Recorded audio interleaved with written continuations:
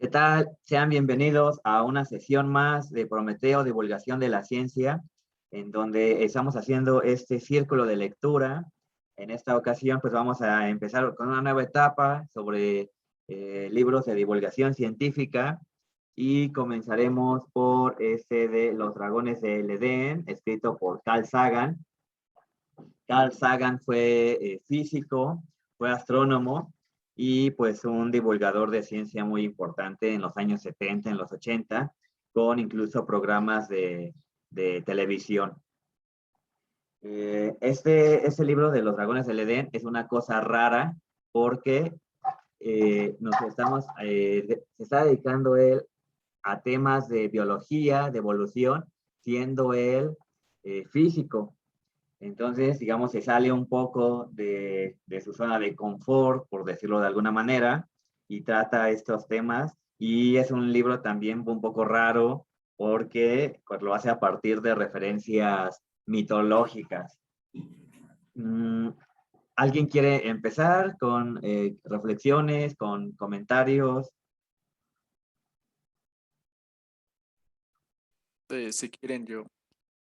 Bueno, a mí, primero me pareció interesante, ¿no? Cómo la parte de la historia de la humanidad, prácticamente se centra en los últimos 10 segundos del último día del año. O sea, si calendarizáramos desde el inicio del universo, toda la historia que conocemos de la humanidad solo son los últimos 10 segundos. Y otra cosa que me pareció muy graciosa es que él cataloga, la cantidad de información que tiene el cerebro en cantidad de bits, como si fuera una computadora.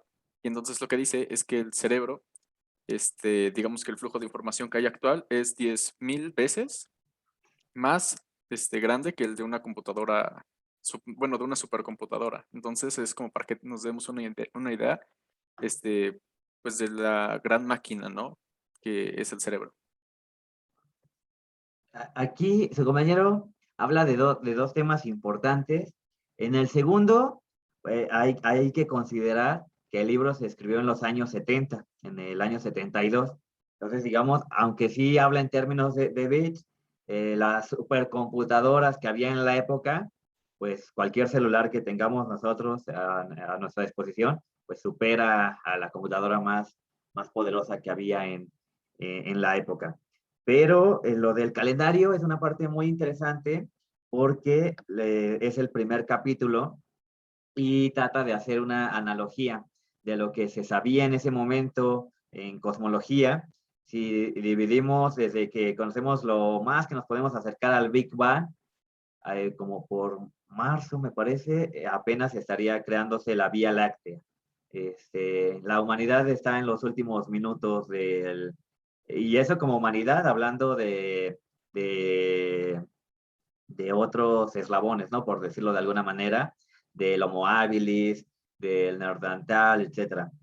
Los últimos 2 minutos es nuestra historia, todas las guerras, etcétera. Y entonces nos da una idea de la magnitud de cantidad, lo dijo en su serie de Cosmos, pues la vida humana es un punto de polvo ahí rodando en la inmensidad, no somos realmente nada. ¿A alguien le llamó algo la atención de este primer capítulo del calendario cósmico? El segundo capítulo es genes y cerebros. ¿Qué notaron ahí? ¿Qué les llamó la atención de ese capítulo?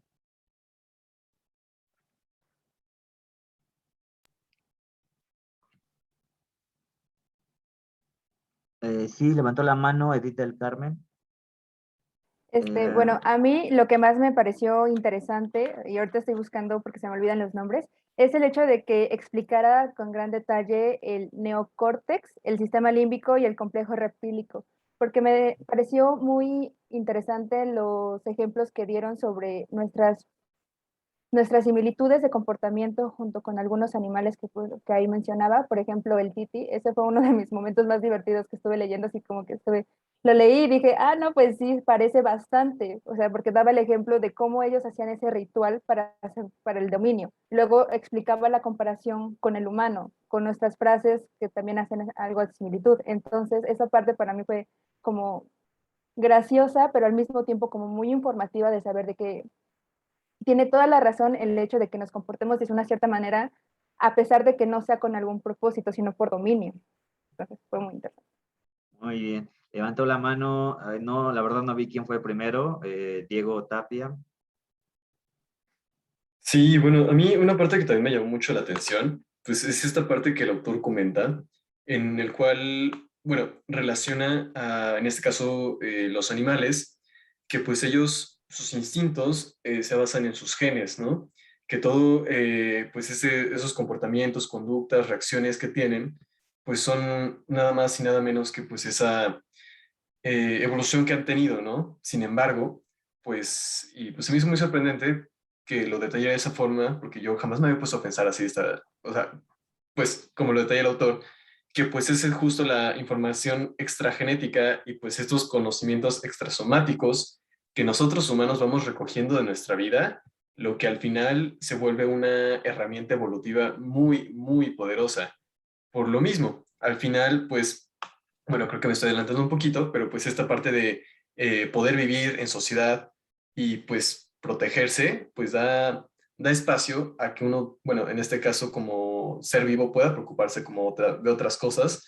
Y bueno, bueno, no en nuestro caso, pero pues nuestros antepasados, pues fue el poder aprender y transmitir todo esto que aprendían, ¿no? Y creo que eso, híjole, se me hizo muy interesante, ¿no? Como el autor detalla que en función de que pudimos, pues, sacar más allá de lo que teníamos en nuestros genes y pues sí, ir recogiendo información, conocimientos, sensaciones de todo lo que vivíamos, de todo lo que el ambiente tenía para nosotros. Híjole, ahí me voló eso.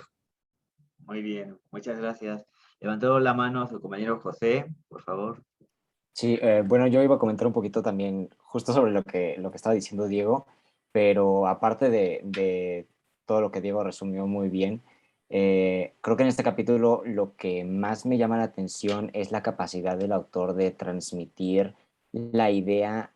En general, el libro no es complicado de leer y creo que eso lo logra muy bien el autor, explicar temas que pueden llegar a ser muy complejos o poco entendibles si no tienes una base científica y llevarlos a un punto en el que puede ser en un lenguaje muy digerible para la persona que lo esté leyendo independientemente de su área de interés.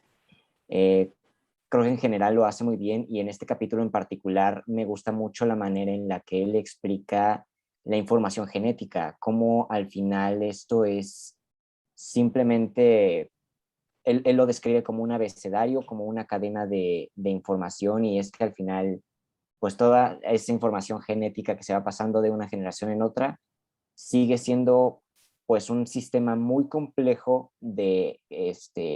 que después, que es el resultado de millones de años de evolución y el autor logra explicarlo de una manera muy sencilla hablando sobre un código alfabético y un código binario. Creo que esto es lo que más me agradó de este capítulo en particular. Eh, la relación que guarda esa información y lo simple que puede parecer una cadena de 4 letras, pero cómo este tipo de información termina en un resultado de una expresión genética. Creo que esto es lo que más me deja este capítulo. La simplicidad y al mismo tiempo la complejidad de la genética en el cuerpo de un ser vivo. Mm, muy bien. También levantó la mano la compañera Karen. Sí, muchas gracias. Bueno, a mí lo que me llamó la atención como de este capítulo y tanto, o sea, como del primero, fue, o sea, precisamente como dando este contexto de que, o sea, los últimos segundos como del año, o sea, de la vida o del planeta Tierra, tiene, o sea, como que si si fue necesario como todo el tiempo anterior a nosotros y como todo esto que conocemos como nuestra historia, para que los genes o bueno, la evolución, pues obviamente, pues casi pareciera que fuera magia, o sea, porque hay complementos para todos, o sea, el cerebro cada parte, tanto, o sea, creo que menciona como el cerebro en tres partes, el neurocórtex, algo de la parte R y la parte primitiva más o menos, que menciona que incluso ya en el neurocórtex ya al final, o sea, tiene células que incluso cuando, o sea, cuando las aíslas en un cultivo, son sensibles a la luz y se mueven conforme a la luz. Entonces, como para que sucediera toda esta parte de la evolución y que llegáramos a ese punto en que nuestras células cerebrales pudieran como reaccionar a la luz, pues así es un largo camino, pero no sé, como que el autor lo hace ver no fácil, pero como armónico. Y eso fue lo que me gustó a mí del segundo capítulo. Muy bien. Antes de seguir dando la palabra, si me permiten, ya empezamos a tocar temas del tercer capítulo, que es el cerebro y el carro. Y en el carro hace referencia, desde luego, a esta alegoría filosófica que hace Platón, específicamente en el diálogo de Fedro, en el cual Platón sugiere que el alma es como una auriga, como un conductor de un carro, y en el cual es conocido por dos caballos, uno blanco, que representa como los ideales, esperando más, buscando siempre las cuestiones metafísicas más cercanas hacia los dioses, y el caballo negro, pues que tiene placeres un poco más mundanos, un poco más pedestres, más hacia las pasiones, ¿no? Carl Sagan también hace referencia a que se parece un poco a lo que propone Sigmund Freud, aunque en términos generales ya son teorías un poco pasadas y desfasadas en mucho sentido, pero sigue teniendo aportaciones interesantes, ¿no? Al menos muy ilustrativas. Aquí el auriga sería el yo, el caballo blanco sería el super yo, que sería nuestra búsqueda de seguir las normas sociales, las leyes y demás. Y pues el ego sería el caballo negro, que sería pues lo más pasional, ¿no? Irnos hacia lo más, pues sí, lo más pasional. Y en ese sentido, es que va dividiendo el cerebro en estas tres partes. Y una ilustración que es muy usada en textos de secundaria y a veces en los de preparatoria, en textos de biología, en el que se ve fetos de distintas especies, de peces, por ejemplo, de reptiles, de mamíferos, y en las primeras partes de la gestación se ven muy similares. Se ve muy similar el feto de un pollo, el de un reptil, el de un pez y hasta el de un ser humano. Y incluso en las primeras semanas se ve el desarrollo del cerebro de un feto humano pues es muy, muy similar a un cerebro de pez. Incluso durante algunas partes de la gestación, el feto humano tiene branquias. Después las pierde, ¿no? Pero, digamos, son evidencias muy palpables de la evolución. Y, aunque el libro hace referencia a la mitología, sobre todo a la judeocristiana, pues va muy en contra, golpea fuertemente a los grupos religiosos que defienden el creacionismo, ¿no? A ver, una de tantas pruebas que en el libro van apareciendo. Le doy la palabra a Diana. Pues dinos, ¿qué nos quieres compartir? Bueno, yo justo quería hablar de una parte del texto en el que habla como de la relación del tamaño del cerebro humano, o sea, como que justo hace como la relación de que a lo mejor sí tiene algo que ver justo con que somos digamos que la especie más inteligente. Entonces, a mí me agrada porque incluso dice que es el cerebro más grande con torno o sea, tomando de margen el cuerpo, el resto del cuerpo. O sea, que somos la especie que tiene el cerebro más grande de acuerdo con el cuerpo. E incluso dice que las mujeres tienen el cerebro un poco más pequeño, pero también, o sea, no solo lo separa como en sexos, sino que también lo dice en culturas. Me parece que dice que un cerebro asiático es un poco más pequeño que otros. Entonces, justo eso, bueno, no sé si se pueda, pero hay otros autores inclusive que han dicho que no, que simplemente, o sea, son como iguales, pero la diferencia es que tienen partes desarrolladas, partes diferentes, pero desarrolladas. Entonces, no hacen la muestra retoma que puede ser una posibilidad, no la afirma, pero aún así, o sea, hay otros autores que niegan completamente esa teoría. Muy bien. Levantó la mano Edith, me parece. Sí, yo también un poco completando con la idea de Diana, a mí también me gustó esa parte que decía que el cerebro, bueno, el tamaño del cerebro tenía que ver algo con la inteligencia, porque no sé ustedes, pero a mí muchas veces me han dicho que el cerebro de la mujer está un poco más desarrollado y por eso es más inteligente que el hombre.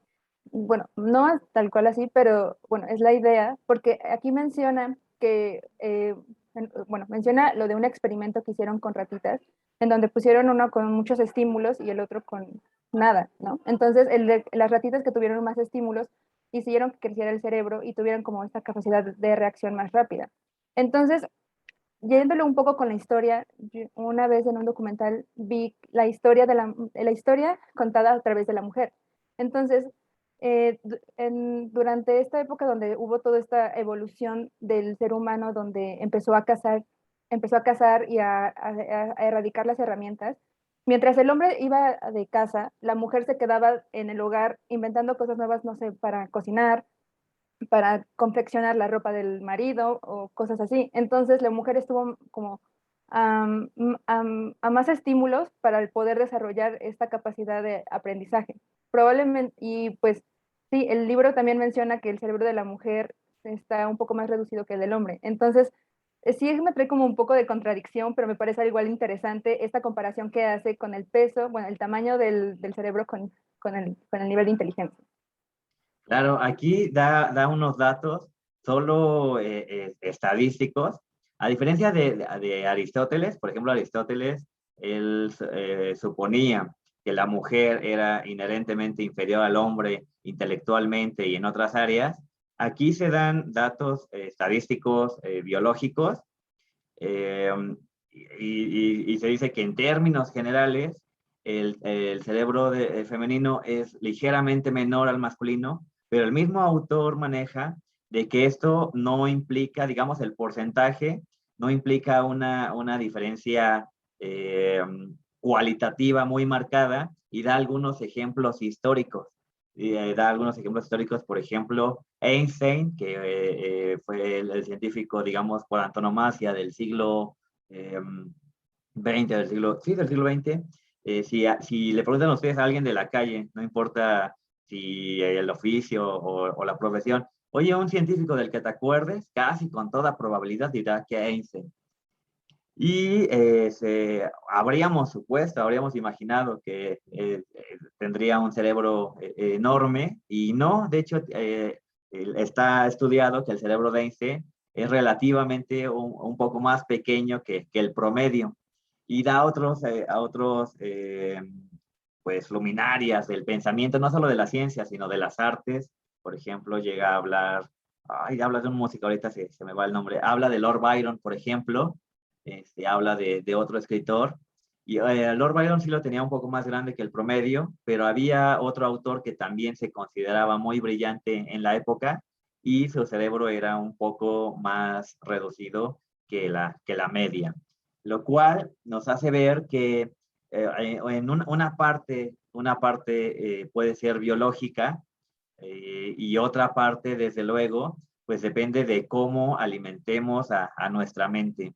Y habla de estas sociedades que había en el siglo XIX, en que si te tocaba la suerte de caer en una familia aristocrática, pues podías estudiar piano, podías estudiar idiomas, podías estudiar muchas cosas, porque tu vida ya estaba solucionada. Igual no tenías que pasar 14 horas en la fábrica como un obrero de la Inglaterra industrial, ¿no? Le doy la palabra a José, que levantó también la mano. Sí, tal vez me estoy saliendo un poquito del tema, justo hablando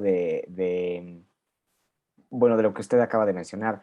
Pero yo únicamente quería mencionar que justo en este capítulo de El cerdo y el carro, a mí me gusta mucho la forma en la que secciona el funcionamiento del cerebro y cómo explica lo denominado como complejo R y su relación con los rituales, con los rituales humanos y cómo está relacionado este complejo con la parte más primitiva del ser humano. Creo que es muy interesante analizar ese aspecto de por qué el ser humano sigue realizando rituales desde hace tanto tiempo y con una misma base, y creo que es muy interesante la manera en la que él lo explica y cómo menciona la necesidad del ser humano a realizar este tipo de rituales. Muy bien. Levantó la mano Edith. Sí, no estoy segura si la parte del cerebro del complejo R también sea la que, o es la, no sé si es. También menciona en el libro algo que me pareció súper fascinante, el hecho de que decía que hay ciertas partes al momento de estar como dentro del vientre de la madre, que son como ciertas partes, por así decirlo, primitivas o de nuestros antepasados, porque a mí me pareció un fragmento que dice que antes nosotros teníamos branquias y esas branquias bueno, ahí en la bolsita, se van convirtiendo en las orejas. Entonces a mí me parece muy, muy, muy fascinante el hecho de que sí sigamos teniendo como ciertos aspectos relacionados con nuestros antepasados, pero que el sistema no lo puede rechazar porque piensa que nosotros no podremos sobrevivir si se cambia esta parte. Entonces, me parece muy Claro. fascinante. Y en el siguiente capítulo habla de el Edén como metáfora y la evolución del hombre, que finalmente sería lo que le daría el nombre al libro, Los dragones del Edén. Las serpientes están en muchas mitologías, la judeocristiana pues no faltó en estas representaciones, y nos habla de esta parte del Génesis, y da unas cuestiones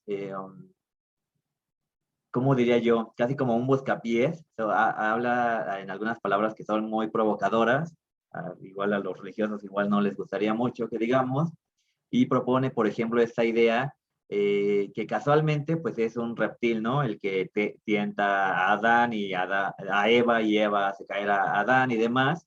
Dice que no es, o igual y no es casualidad, o podría ser una coincidencia, no lo sabe él, pero pues una parte, digamos, la primera capa del cerebro, la más primitiva, sería la parte reptiliana.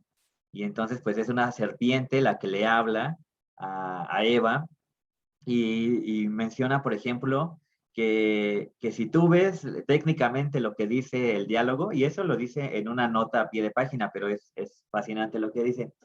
Si uno ve lo que dice el texto, la Biblia, la serpiente le dice a Eva, oye Eva, mira, no se te antoja este fruto. Y Eva le dice, no, ¿cómo crees? Dios dijo que el día que comamos de este fruto vamos a morir. Y la serpiente le dice, no, esa es una mentira, no vas a morir, al contrario, vas a tener el conocimiento que tiene Dios, y en ese sentido van a ser como Dios. Y si seguimos leyendo esa parte del texto, resulta interesante ver que realmente la serpiente no mentía. Comió del fruto Eva y no se murió, y comió del fruto Adán y no se murió.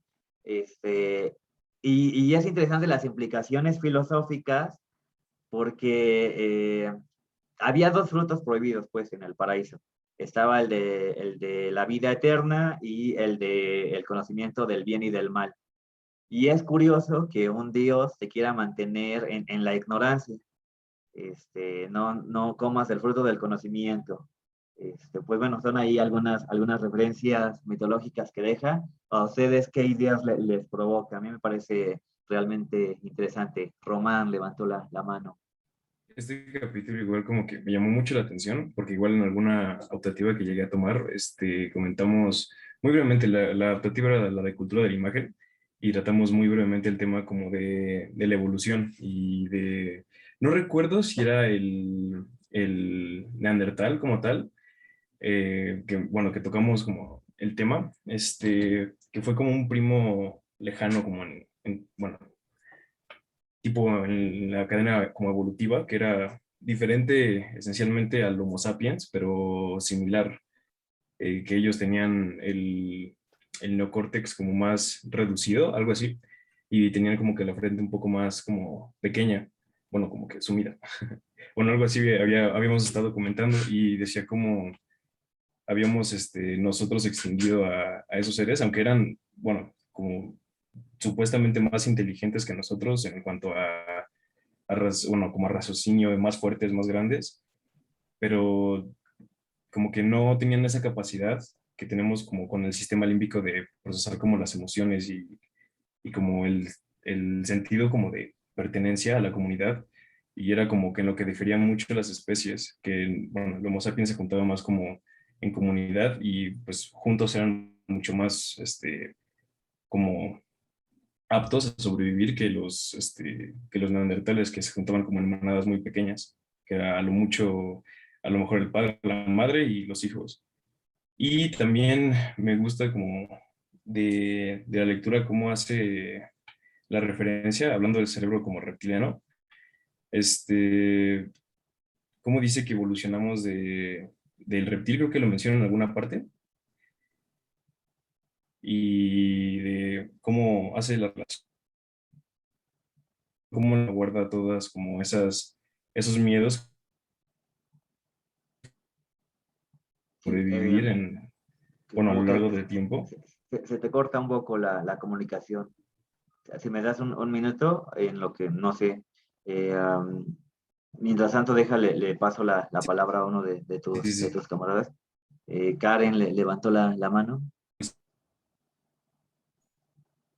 Sí, bueno, a mí lo que me pareció interesante en este capítulo fue que precisamente hablando de como usted decía que pues la consecuencia de conocer como la diferencia entre el bien y el mal, pues fue como el castigo de Dios de sacarlos del Edén, pero que en específico para la mujer, o sea, la consecuencia del castigo fue que siempre iba a parir con dolor. Y esto o sea, como que lo relaciona con que, pues obviamente como parte de la evolución, el cerebro tuvo que crecer, bueno, o sea, la parte del cráneo, la parte de nuestra cabeza, pues tuvo que obviamente que evolucionar a un volumen más grande que tenían los demás como primates. Y que entonces que esta parte como que fue muy acelerada como para que las caderas de la mujer se adaptaran y que obviamente el volumen más grande del cerebro estaba relacionado con obviamente más inteligencia de nuestra especie, por lo que, o sea, como que hay una comparación ahí de que Dios los castigó o sea, empezar a entender el conocimiento con el dolor del parto, como así la evolución también, pues no castigó, pero provocó que la mujer pues obviamente sufriera con más dolores de parto porque creció la cabeza de los bebés que salían por ahí. Entonces me parece muy interesante. Claro, incluso menciona que si hubiéramos desarrollado más la cabeza, las caderas de las mujeres crecerían en una proporción tal que les dificultaría el caminar. Es un dato interesante y cómo hiló una cosa evolutiva pues con la mitología judeocristiana. Edith, por favor. Sí, a mí lo que me pareció muy interesante de este capítulo fue el hecho que después de que, bueno, de que nos hacen entender de que nosotros somos la única especie que conoce el término muerte. Somos la única especie que está consciente de lo que es la muerte. Entonces, a mí me parece muy chistoso porque bueno, explican que después de que Adán y Eva salieron del paraíso, el primero que ocasionó bueno, este pensamiento o este acto fue Caín.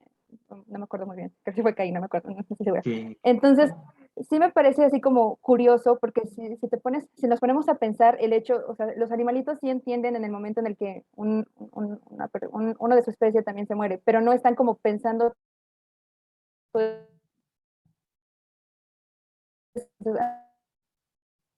a mí me parece muy interesante este tema y cómo lo hace ver o menciona en qué momento empezamos a tener este miedo de la muerte.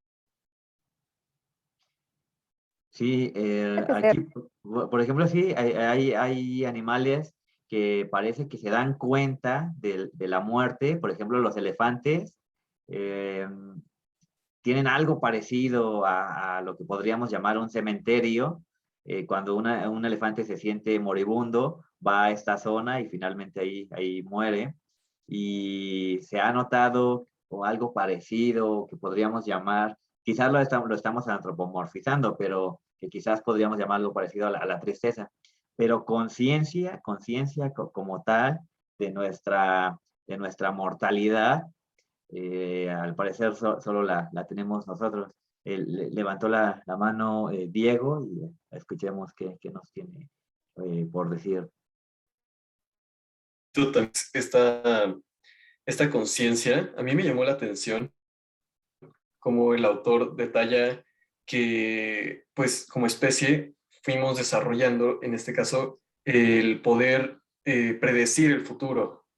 Y pues justo, ¿no? Lo que habla y toca, bueno, si no me equivoco, ejemplificaba un poco con los ruidos de los animales. Al escucharlo, pues, aunque sea a lo lejos, el ser de ese entonces, pues ya sabía que o se tenía que mover o tenía que defenderse, pero algo tenía que hacer, ¿no? Ya tenía un estímulo y pues justo, esa partecita de poder prevenir el futuro, cómo le va dando herramientas al, bueno, en ese caso al ser, para poder irse defendiendo, creando, pues poder planificar y en función de eso, pues tener ya un poquito más de preparación para todo lo que se le presenta. Y pues justamente, bueno, si no me equivoco, el autor detalla esto consecuencia del desarrollo del lóbulo frontal, que pues es esta parte del cerebro que permite, ¿no? El poder establecer consecuencias a todo lo que hacemos, ¿no? Y la verdad eso me llamó mucho la atención, sobre todo porque, pues el poder pensar, ¿no? Bueno, me lo imagino en un ambiente muy primitivo, ¿no? Donde pues están tal vez un grupo de 10 personas, y pues el que puedan establecer como esa conexión entre lo que les pasa y les puede pasar y pues hacer algo para pues estar seguros, para encontrar comida, etcétera. Se me hizo fascinante a mí eso. Sí, claro, lo podemos ver en ejemplos muy, muy sencillos, desde si hoy recolectamos y encontramos, ay, no sé, nueces, pero nada nos garantiza que vayamos a encontrar mañana, pues guardemos las que podamos cargar.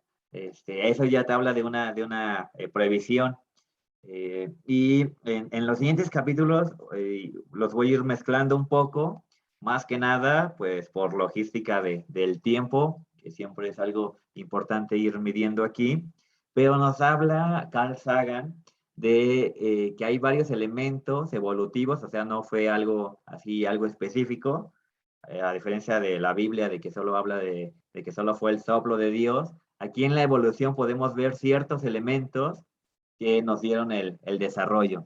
En primer lugar, el ser bípedos, porque el ser bípedos nos libera los brazos, las manos, pues para desarrollar tecnología. Habla, por ejemplo, ya empieza a hablar del Australopithecus, que técnicamente todavía no está dentro de la especie del hombre. Habla del Homo habilis, que sí ya sería el primer homínido considerado como tal de la especie, y pues ya podía hacer algunas cosas, hacía hachas, hacía cosas algo pedestres, pero podía hacer ciertas cosas, no al nivel al que el Homo sapiens, pero ciertamente pues podía manipular los elementos y usarlos a su favor. Habla de otro elemento que es que desarrollamos el pulgar oponible y eso pues nos da una ventaja en poder manipular con más habilidad a diferencia de otros homínidos, por ejemplo, que no tienen el pulgar en oposición. Nos habla de este desarrollo de que se nos expandió el cerebro. Hay teorías ahí, unas muy importantes, es que probablemente el cambio de alimentación, el cambiar a empezar a comer carne, pues nos dio las proteínas necesarias para que se desarrollara el cerebro, ¿no? A mayor tamaño. ¿Ustedes qué opinan? ¿Qué encontraron en estos capítulos que hablan de estas cosas?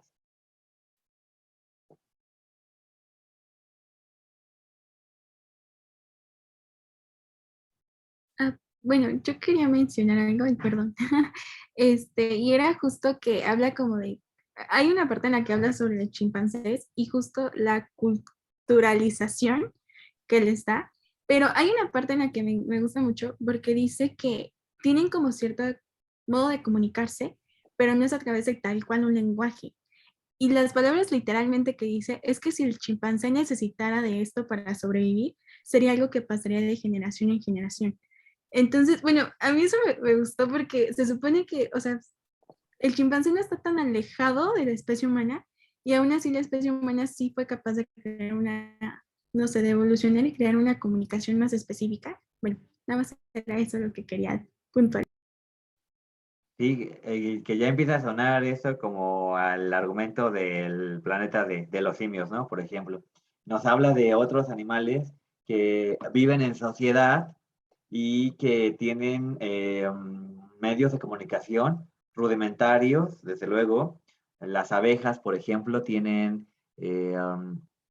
como ciertos pasos, por decirlo así, danzan de cierta manera y el bailar, el moverte de cierta manera, te comunica que hay comida. Y otro tipo de baile, igual que hay tipo de peligro. Y habla de que se creía en esos casos de los chimpancés, de, de que estaban impedidos mentalmente para hablar y luego se vio que no, en estudios que hicieron, se les enseñó a algunos chimpancés a hablar en lenguaje de señas y aprendían bastantes palabras. Eh, pero entonces se observó que no era una cuestión del todo mental, sino en la laringe tenían ellos, no habían desarrollado cuerdas vocales para poder expresar demasiados sonidos y eso pues limitaría el lenguaje, el desarrollo del lenguaje. No vi quién levantó primero la mano, no sé, de Diego, ¿qué nos querías comentar? Bueno, lo que yo quería comentar al respecto era, bueno, ahorita que esta Diana ya empezó a hablar como de los chimpancés, a mí me gustó mucho, creo que es en el quinto capítulo, no sé si en el sexto, que menciona que, o sea, que algún personaje importante, que ahorita no me acuerdo su nombre, pero dijo que, o sea, que las bestias no eran capaces de pensar en lo abstracto, pero que eso se descartó, o sea, se descartó completamente ya cuando hicieron estos experimentos que mencionas de enseñarles a hablar con lenguaje de señas o con, o sea, con una computadora para que pudieran obtener lo que ellos quisieran, pues obviamente con ciertas reglas gramaticales y con por favor y todo eso, se me hizo muy sorprendente porque pues sí es cierto, o sea, en los hombres o pues sí, nuestra especie perdió como esa capacidad de hablar con todos los animales cuando como que se fue del Edén, que es como parte de lo que menciona, pero que una vez que, o sea, que ya es como parte, creo que dice que es como chauvinismo humano, que asumir que ellos son los que no se pueden comunicar con nosotros y más bien no somos nosotros los que no se pueden comunicar con ellos y que de cierta parte lo respalda con todas estas experimentaciones. Entonces me pareció algo muy importante que mencionar. Claro, claro. El camarada Ricardo escribe el caso de cuervos y zorros. El cuervo, por ejemplo, se ha observado que si le pones comida en un recipiente, algo parecido a una botella o algo así, y el pico no alcanza a llegar, es un contenido, digamos, con agua y comida. Empieza a aventar piedras para que suba el nivel del agua y vaya empujando la comida y hay ciertas cosas que hacen los animales que nos podrían dar señales, ¿no? La evidencia apuntaría en ese sentido de inteligencia, pero finalmente lo que nos dio el verdadero poder como humanidad, pues es la cultura, el vivir en sociedad y el poder transmitir las ideas, los pensamientos. Si yo ya vi que algo funciona más fácil y se lo transmito a mi hijo, y él podrá a su vez contarle a sus hijos y así se va haciendo la cadenita. Y con mayor fuerza cuando Gutenberg hace la imprenta y hace que sea más fácil el que las ideas se comuniquen por libros, pues se explota, ¿no? La forma en la que podemos transformar nuestra realidad. José había levantado la mano. Creo que mi compañero Diego la levantó primero. Diego, bueno, ahora hay dos Diegos con mano levantada. No sé si Valderas o Tapia, el que quiera participar. Bueno, gracias, José. Sí, igual hablando de los chimpancés, lo que comentó mi compañera de la computadora, que ellos corregían sus errores gramaticales, me pareció interesante porque uno de los científicos le ponía adrede palabras incorrectas, ¿no? Que no tenían sentido con la que ponía el chimpancé. Y entonces el chimpancé la seguía corrigiendo hasta que se dio cuenta, se volteó, lo observó y le dijo, salte de la sala, mediante un lenguaje de señas, ¿no? Y me pareció muy gracioso porque, o sea, ahí es cuando esto del pensamiento abstracto que se creía que no tenían, pues empiezas a decir que quizá no tiene el mismo nivel de un humano, pero tiene un pensamiento abstracto y tiene la capacidad para razonar, ¿no? Otro experimento que me pareció interesante fue el de los japoneses que se llevaron, bueno, que en una isla de chimpancés que tenían hambre, les aventaron trozos de trigo. Entonces, los más viejitos, escarbaban, ¿no? Entre la arena y se tardaban mucho en encontrar, la comida, mientras que una chimpancé muy lista, pues agarró un puñado y lo aventó al mar y se dio cuenta de que estaba en la superficie aún, pues era la comida y los demás empezaron a imitarla, mientras que los más, pues ya los más viejitos no lo hacían. Entonces también quiere decir que pues a mayor edad quizá el deterioro mental es mayor y quizá ya no tienen como esa capacidad de pensamiento, o sea, para aprender nuevas cosas, ¿no? Ujú. Sí, eso fue paradigmático, que incluso, porque no eran animales controlados, ¿no? En un laboratorio y demás, eran en una isla, y entonces al ir dentro de 10, dentro de 20 años, se dieron cuenta que seguían usando esta técnica de aventar el trigo que estaba en la arena, y por densidad, pues la arena se hunde y queda flotando el trigo. Y entonces se vio que de cierta manera, pues es una forma de cultura porque es un conocimiento que se va transmitiendo en generaciones. Ciertamente, pues interesante. Eh, ¿Quién sigue? Creo que seguía José. Sí, la verdad mi compañero Diego me ganó un poco justo con lo de la computadora, era lo que iba yo a mencionar, pero justo lo que iba a decir era pues eso, y que me parece muy interesante cómo estos primates aprendieron el lenguaje de señas y aprendieron una forma de comunicarse con una especie distinta y ser capaces de demostrar sus pensamientos. Creo que también algo que me sorprendió mucho era la facilidad de estos primates de utilizar el lenguaje de señas para expresar ideas o objetos para los cuales no tenían un concepto ya establecido, para lo cual no había una seña que ya hubieran aprendido. No recuerdo en particular ningún ejemplo, pero creo que recuerdo el del pato, que no habían aprendido una seña específica para hablar del pato, pero fueron capaces de comunicar la idea de referirse al pato como ave de agua.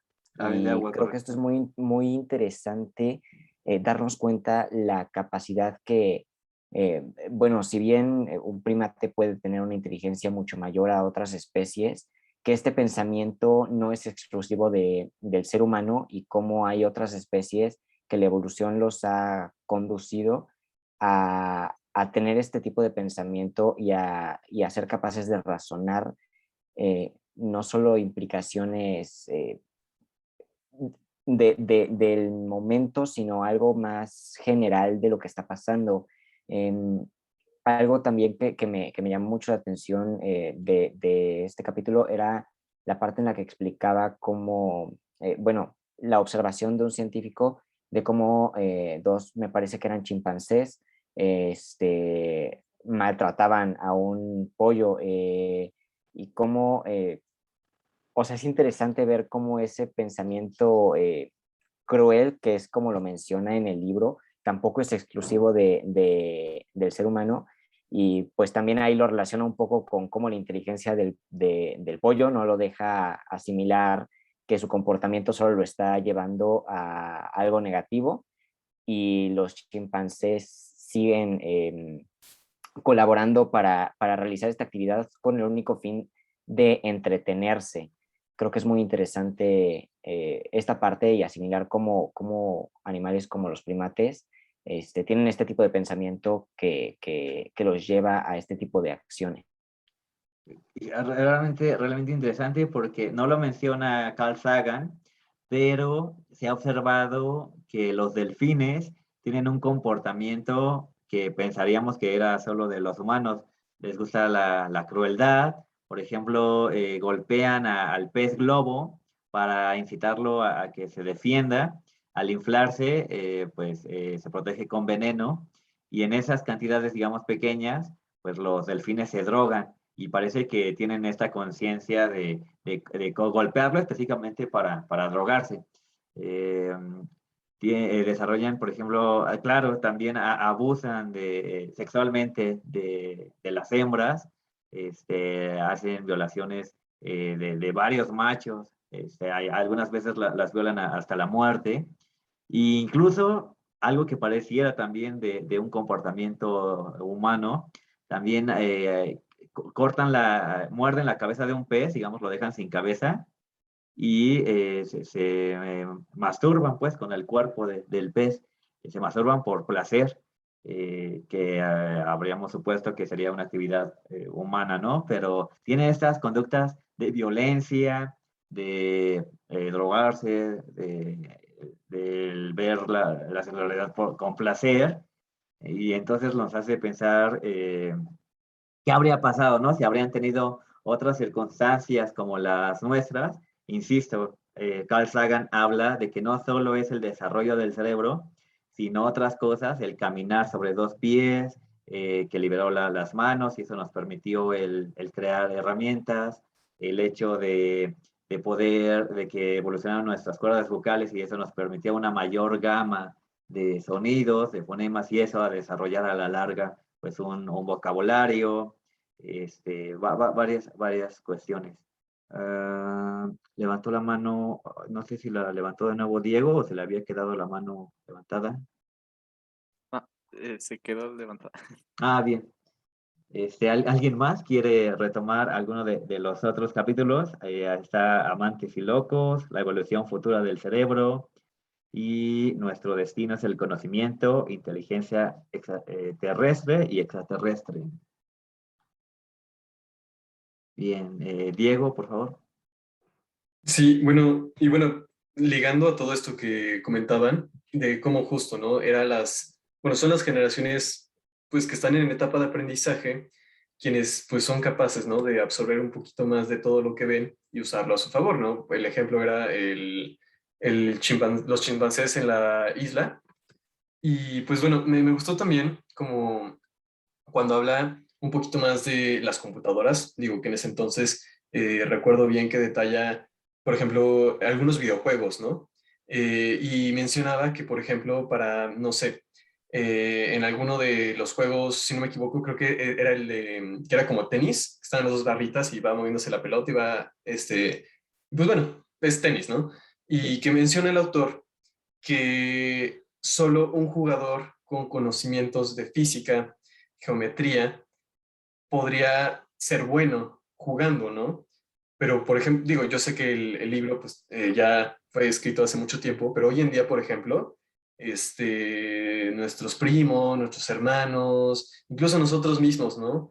Cualquier juego, pues no pensamos en que debemos tener preparación en muchas cosas para simplemente hacerlo, ¿no? Y creo que como esta tendencia que marcaba, ¿no? Que pues el acercarse y tener contacto con bueno, en nuestro caso pues son las computadoras, los medios digitales y pues hace muchos años atrás era pues técnicas ya sea para hacer herramientas, técnicas para defenderse y pues como ese patrón sigue, pero pues ahora con otros medios a mí se me hizo algo muy curioso, ¿no? Y pues como detalla que en ese entonces, pues la gente decía, no, pues es que yo no puedo jugar por ejemplo, el juego de las navecitas, yo no puedo jugar si no tengo esta noción de campos gravitatorios, porque así se mueven las naves.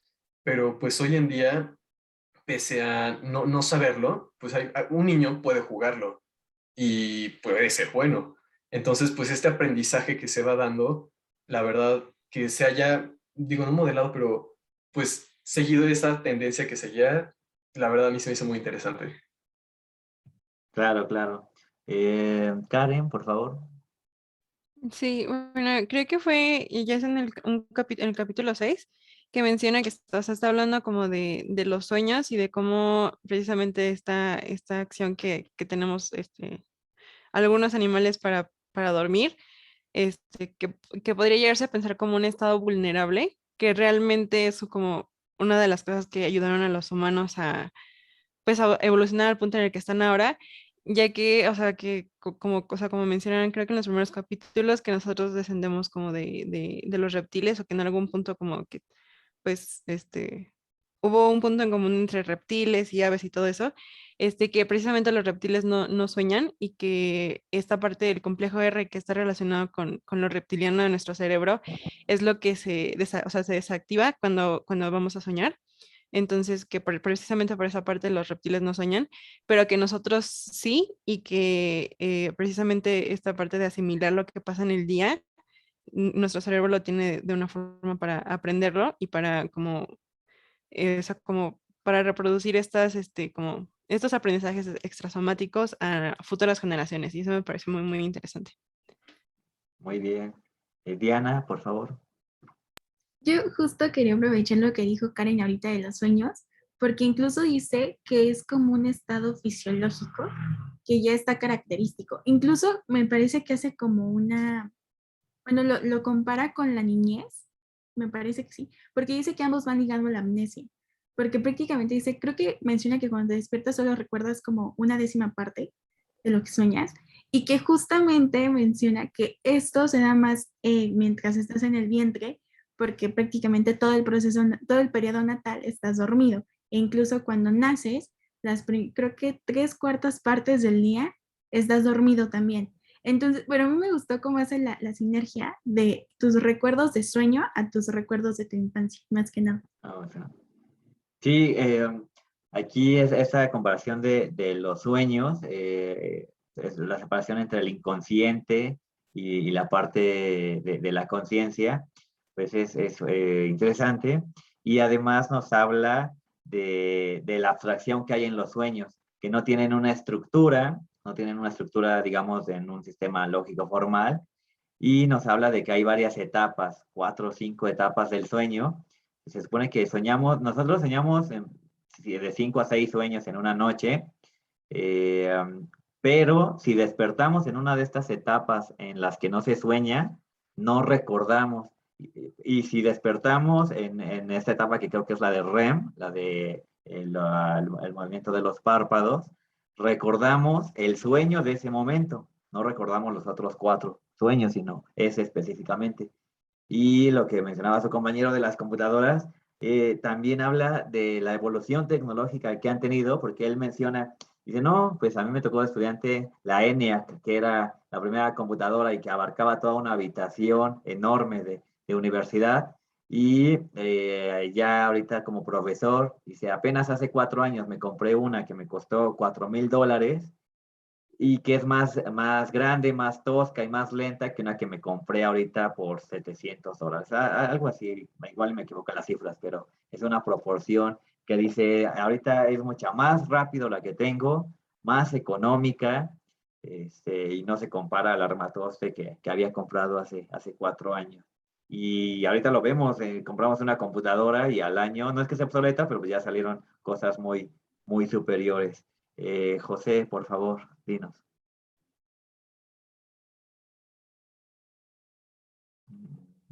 Vi levantada tu mano. Retomando un poco lo de los sueños, eh, eh, me-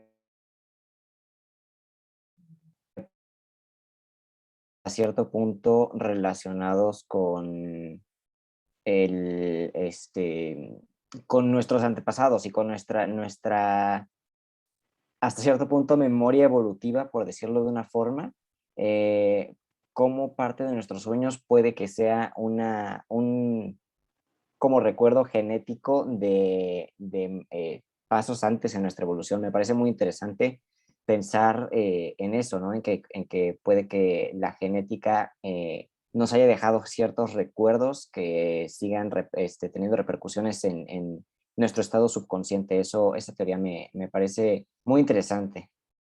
Claro. Aquí, por cuestiones de tiempo, pasaríamos a las conclusiones. Habla en los últimos capítulos de la posibilidad de pasar nuestra conciencia a las computadoras y de la inteligencia que podría encontrarse probablemente con lo extenso del universo, pues existen bastantes probabilidades de que encontremos inteligencia.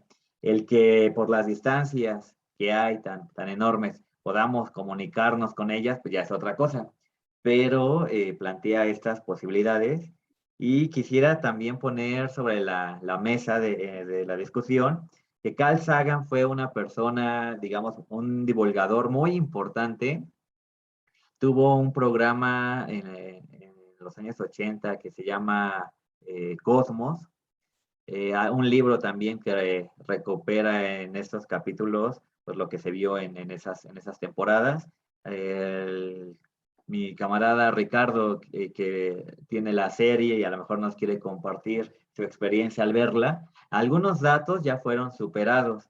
Hay una nueva versión, creo que van por la temporada 2. Tiene otro astrofísico, que incluso hay un video en YouTube, lo pueden ver. Carl Sagan está dando una conferencia y este niño, no sé, tiene 8 años, es Neil, se me olvida su apellido. Este es el científico el astrónomo que propuso que degradaran a Plutón, ya no fuera planeta, entre otras aportaciones. Y entonces, no recuerdo qué le pregunta, y le dice, no, es que yo quiero ser astrónomo, y Carl Sagan le dice, ah, claro. Y entonces la aportación en la cultura pop es importante de Carl Sagan. Incluso hay un capítulo de esta serie. Primero fue la teoría del Big Bang, imagino que algunos de ustedes la habrán visto. Luego hicieron sobre Sheldon en versión de niño. Y digamos que es el impacto cultural, digamos, a un grupo reducido, ¿no? Siempre me he considerado nerd, imagino que solo nos afectó a nosotros, pero es representativo ver que en la serie, que ya llega como a un público un poco más amplio, en un capítulo Sheldon de niño, para pedir dulces en un Halloween, se viste de Carl Sagan. Y es representativo, es muy ilustrativo cómo él se decepciona de que le dicen, oye, ¿tú de qué vienes? Pues no te veo sangre, ni te veo dientes, ni colmillos, ni nada. Y una persona, una señora, abre la puerta y dice, ah, mira, vienes de Carl Sagan. Y Sheldon dice, ay, regresa mi fe en la humanidad. Es un capítulo interesante. Ah, exacto. Neil deGrasse, exacto. Él sale de niño en un video hablando con Carl Sagan. De ahí la importancia, digamos, de la divulgación porque no sabemos a quién podemos inspirar, a un niño o a una niña que les despierte la curiosidad.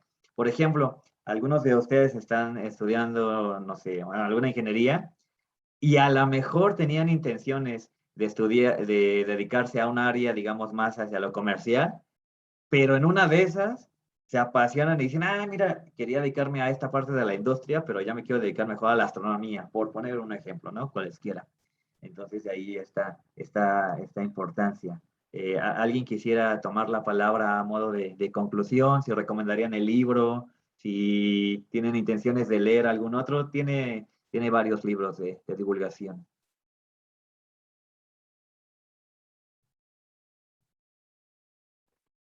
No, Bueno, para mí, perdón, me gustó mucho el libro y la verdad es que después de yo de terminarlo, porque sinceramente no lo acabé, pero me pareció muy interesante, se lo voy a dar a mi hermano, porque mi hermano es un apasionado de la ciencia, incluso su tema favorito son los dinosaurios, pero le interesa todo esto de la evolución, entonces creo que le va a encantar el libro y a ver si también nos contamos otros del autor, porque da sus temas muy solubles como para entenderlo. Mi hermano va en secundaria y siento que lo podría captar muy fácilmente. Entonces, es un libro muy.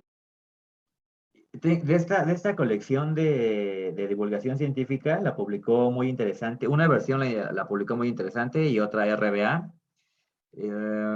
Hay cosas muy interesantes. Tengo uno de ahí que se llama El misterio de los dinosaurios. no sé qué tan actual esté con las nuevas investigaciones, pero es una posibilidad. Para el público que nos ve en el canal, si se quieren unir, el siguiente que vamos a discutir es este de Isaac Asimov, La búsqueda de los elementos, en el cual él es un autor muy conocido por ciencia ficción sobre todo, aunque escribió de varios temas. Es un autor interesantísimo, pero aquí habla de divulgación y nos habla desde los antiguos griegos. Tales de Mileto fue el primer filósofo que pensó que en el agua estaba el origen de la vida y hizo, digamos, ahí una serie de pensamiento, de tren de pensamiento, y otros autores dijeron, no, es el fuego, o es el aire y demás. Después, hasta la Revolución Francesa, con Lavoisier, se empezó a ver que, pues esos no son elementos, todos esos son compuestos. El agua es hidrógeno y oxígeno, el fuego es calor, es oxígeno y otro que se me está olvidando ahorita. Todos es tierra, todos estos son elementos, el aire desde luego también. Y cómo se fueron descubriendo, ¿no? Recuerdan de sus clases de química de la secundaria, pues hidrógeno, helio, nitrógeno, litio, berilio, boro, carbono, etcétera, etcétera. Entonces, el siguiente libro será este. Invitamos a los camaradas que nos ven en el canal. Se llama La búsqueda de los elementos de Isaac Asimov. Y pues les agradezco a todos su participación y su tiempo. Son muy amables. Hasta luego. A reserva de que alguien quiera decir algunas palabras, como no, con mucho gusto. No, creo que no. Muy bien. Pues nos vemos en la próxima. Hasta luego. Gracias, que descansen. Así es. Gracias, hasta Hasta luego. luego.